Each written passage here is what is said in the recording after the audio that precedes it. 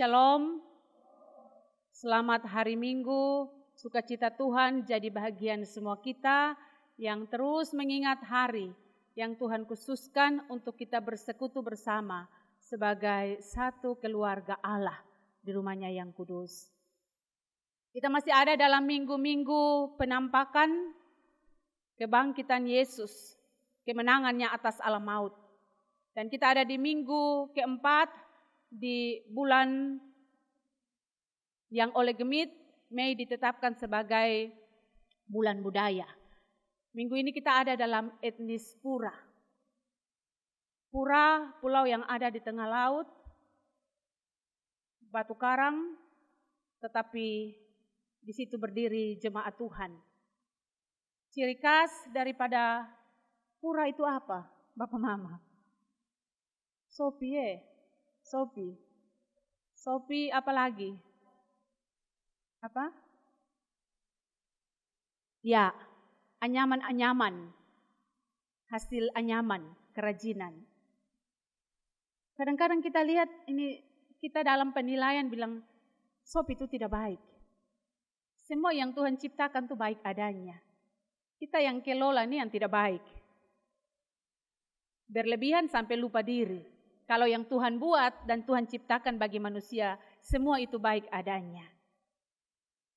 Dan di tengah pergumulan batu karang, ada persekutuan yang erat. Dan itu menjadi nilai budaya tersendiri. Juga dalam tiap-tiap budaya kita. Kasih menjadi pemersatu dalam kepelbagaian. Hari ini kita ada dalam bacaan dan tema yang disiapkan oleh Sinode. Sebagaimana yang kita baca bersama, firman yang sudah sering kita baca dan dengar, gembalakanlah domba-dombaku. Dan tema yang diberikan kepada kita adalah kasih yang memulihkan relasi. Kasih yang memulihkan relasi. Ada banyak hubungan atau relasi yang tidak baik. Karena itu Sinode mau ajak kita untuk melihat bagaimana kasih sebagai sebuah nilai yang dapat memperbaiki, memulihkan hubungan-hubungan yang rusak. Entah disebabkan oleh alasan apapun. Salah satu di antaranya adalah alasan itu ketika dapat menimbulkan hubungan yang rusak atau putus adalah penyangkalan. Dan penyangkalan itu terlalu menyakitkan. Itu yang dialami oleh Yesus dan dibuat oleh salah satu muridnya yaitu Simon Petrus. Ada sebuah pernyataan yang luar biasa dari Simon Petrus ketika Yesus menyatakan bahwa ia akan menderita dan disalib. Dengan tegas Simon Petrus bilang begini, biarpun mereka semua tergoncang imannya karena engkau, aku sekali-kali tidak. Biar semua tergoncang imannya, aku sekali-kali tidak. Bahkan di kalimat selanjutnya dia bilang begini, sekalipun aku harus mati bersama engkau, aku takkan menyangkal engkau. Tetapi sebuah pernyataan yang indah ini, yang keluar dari mulut yang sama ini, ada sebuah penyangkalan dari Petrus. Ketika Yesus ditangkap, orang-orang lihat Petrus dan bilang, ini nih, dia salah seorang daripada murid-muridnya. Apa kata Simon Petrus? Dari mulut yang pernah menyatakan, nyawa pun aku berikan untukmu. Dia bilang, aku tidak kenal orang ini. Mereka bilang, tidak, kamu salah satu di antara mereka. Sekali lagi dia bilang, aku tidak kenal orang ini. Yesus hanya tatap dia. Yesus ingatkan dia ketika penyangkalan itu keluar.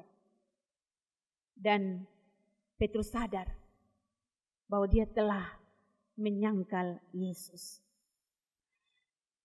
Bagian daripada bacaan kita adalah lanjutan daripada kisah bacaan minggu lalu. Dari penampakan Yesus kepada murid-muridnya di pantai Danau Tiberias. Mereka ada dalam sukacita jamuan makan bersama Yesus. Setelah upaya menangkap ikan sia-sia, tetapi kehadiran Yesus dan perintah Yesus membawa mereka melihat kuasa Yesus yang terjadi. Selesai daripada jamuan makan itu, karena Yesus yang siap sebenarnya itu roti dan ikan. Cerita berlanjut dengan sebuah percakapan pribadi antara Yesus dan Simon Petrus. Kepada murid yang pernah dengan sungguh menyatakan komitmennya untuk menyerahkan nyawa kepada Yesus, tetapi juga kepada murid yang sama yang pernah menyangkal bahwa tidak mengenal Yesus. Yesus mengawali percakapan bersama dengan Simon Petrus ini dengan sebuah pertanyaan, dan pertanyaan yang sama ini diulang sebanyak 3 kali. Simon anak Yohanes, apakah engkau mengasihi aku lebih daripada mereka? Simon jawab, benar Tuhan, engkau tahu aku mengasihi engkau. Yesus bilang, gembalakanlah domba-dombaku. Tidak berhenti sampai di situ. Pertanyaan yang sama ditujukan juga kepada Simon Petrus kembali untuk kedua kali. Simon anak Yohanes, apakah engkau mengasihi aku? Petrus jawab, benar Tuhan, engkau tahu aku mengasihi engkau. Untuk ketiga kalinya Tuhan bertanya kepada Simon, anak Yohanes, apakah engkau mengasihi aku? Sedih hati Petrus.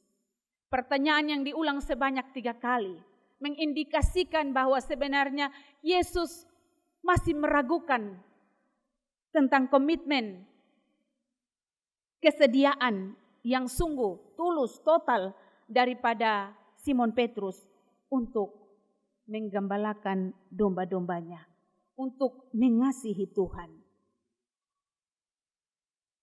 Dan ini gambaran daripada kita manusia.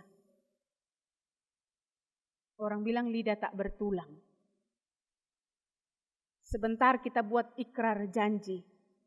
Sebentar kita buat sebuah pernyataan yang begitu menggebu-gebu dengan sebuah tekad yang luar biasa. Tetapi kemudian ketika kita terjepit sebagaimana Petrus dalam ketakutan, kita bisa saja ada dalam penyangkalan terhadap Yesus sebagai Tuhan dan Juru Selamat kita.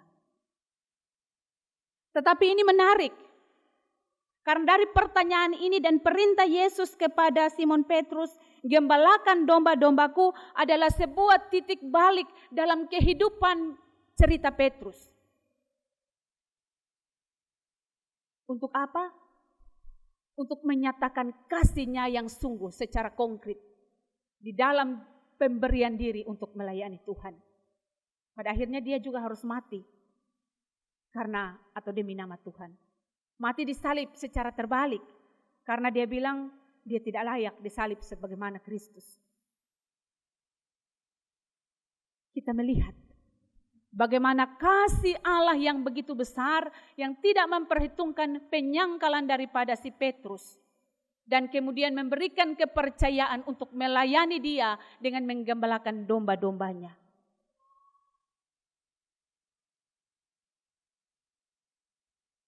Membawa Petrus ada dalam totalitas sampai akhir hidupnya. Dan ini poin yang mau saya ajak untuk kita renungkan bersama. Ingatlah bahwa kasih Allah itu abadi. Allah setia pada kasih-Nya. Mungkin kita sering gagal mengasihi Allah, setia dalam kasih kepada Allah, tapi Allah tidak pernah gagal berhenti mengasihi dan mencintai kita. Ada begitu banyak pelanggaran yang terus kita buat. Ada begitu banyak dosa yang sering kita lakukan. Tapi firman Tuhan ini mau bilang bahwa kasih Allah tidak melihat itu. Petrus dia pernah menyangkal Yesus. Tapi ketika dengan tatapan Yesus dia menangis. Dia sadar, dia ada dalam penyesalan. Begitu juga dengan pertanyaan yang 3 kali ditujukan kepadanya. Ia sedih karena dia kembali ada dalam kesadaran bahwa dia berpotensi lagi untuk ada dalam penyangkalan Yesus. Saya dan Bapak Mama. Yesus tidak pernah berhenti mengasihi saya dan Bapak Mama. Karena saya dan Bapak Mama milik kepunyaannya. Yesus tidak meninggalkan kita sekalipun kita meninggalkan Yesus. Kita mungkin bisa menyangkal Yesus, tapi Yesus tidak pernah menyangkal kita. Ingat itu. Hiduplah dalam kesadaran bahwa Allah begitu mengasihi kita. Dalam situasi apapun, dalam kondisi apapun. Bahkan dalam keterpurukan kita karena kesalahan dan kebodohan yang kita ambil untuk keputusan-keputusan hidup. Selalu ada kesempatan kedua untuk Tuhan angkat kita. Pulihkan hubungan kita dengan Tuhan. Karena dosa itu merusak hubungan kita dengan Tuhan. Tetapi Allah sendiri yang berinisiatif. Karena kasih-Nya begitu dalam, begitu tinggi, begitu lebar, begitu luas, tak terukur. Tak terselami. Sesakit-sakit hatinya Allah oleh karena kekejian-kekejian yang kita buat. Namun Allah selalu menanti kita dalam penyesalan, dalam pertobatan.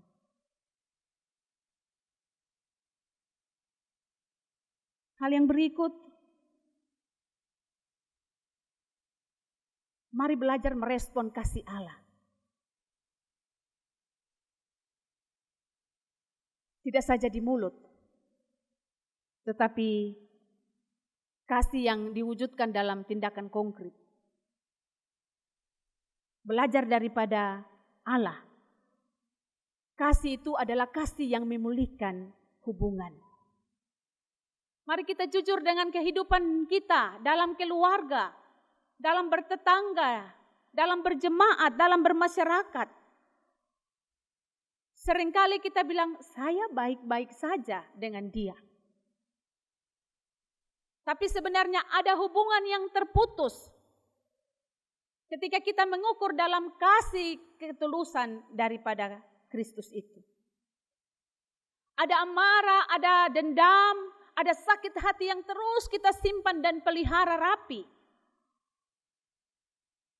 Yang sebenarnya itu harus dibereskan. Kalau kita bilang kita mengasihi Allah, maka kita harus melepaskan pengampunan. Kita harus bisa menerima setiap orang, punya sikap penerimaan kembali. Orang-orang yang pernah menyakiti kita, pernah mengkhianati kita, pernah mengecewakan kita. Kalau kita sudah mengalami kasih Allah yang memulihkan hubungan kita dengan sesama, Allah mau supaya kasih itu juga harus memulihkan hubungan kita dengan sesama kita. Dan itu kasih Allah, teladan kasih Allah yang harus tinggal hidup, menguasai, mengontrol, menuntun kehidupan kita. Kasih yang rela meninggalkan keegoian ego kita. Kasih yang mau memaafkan. Kasih yang mau menerima. Dan kasih Allah itu adalah sebuah kekuatan yang mendorong kita untuk melakukan lebih dari biasanya. Orang biasa kita baik dengan orang baik dengan kita pasti kita baik dengan orang. Tapi kasih Allah itu mendorong kita untuk melakukan jauh lebih daripada itu. Dia jahat dengan kita, dia pernah menyangkal kita, dia pernah mengkhianati kita, dia pernah ingkar janji kesetiaan dengan kita sebagai istri suami. tapi kita dituntut untuk bagaimana mengampuni dan menerima kembali dia. Itu sesuatu hal yang tidak gampang. Bahkan Tuhan mempercayakan tanggung jawab yang kudus dan mulia. Gembalakanlah domba-dombaku. Simon Petrus dipercayakan untuk jadi gembala bagi domba-domba. Dan itu sebuah pekerjaan yang penuh konsekuensi. Penyerahan diri yang sungguh. Dalam konteks Israel, di padang gurun, gembala dia siap untuk berhadapan dengan binatang buas demi keselamatan dombanya. Dia siap berkorban untuk menuntun domba-dombanya menuju dan bertemu dengan padang rumput hijau, air yang segar. Sebuah totalitas pemberian diri diminta oleh Yesus untuk menunjukkan kasih-Mu yang nyata sebagai respon atau bentuk terima kasih karena kasih Allah yang telah memulihkan hubungannya dengan Allah itu sendiri. Jadi kalau kita bilang kita mengasihi Tuhan, maka itu dapat diukur dengan bagaimana kita dapat mengasihi sesama, menerima sesama yang mungkin pernah menyakiti, melecehkan kita sekalipun. Tapi kalau tidak, maka sesungguhnya kita, firman Tuhan bilang, adalah pendusta. Kita tipu Tuhan, bilang kita mengasihi Tuhan, tapi sebenarnya tidak.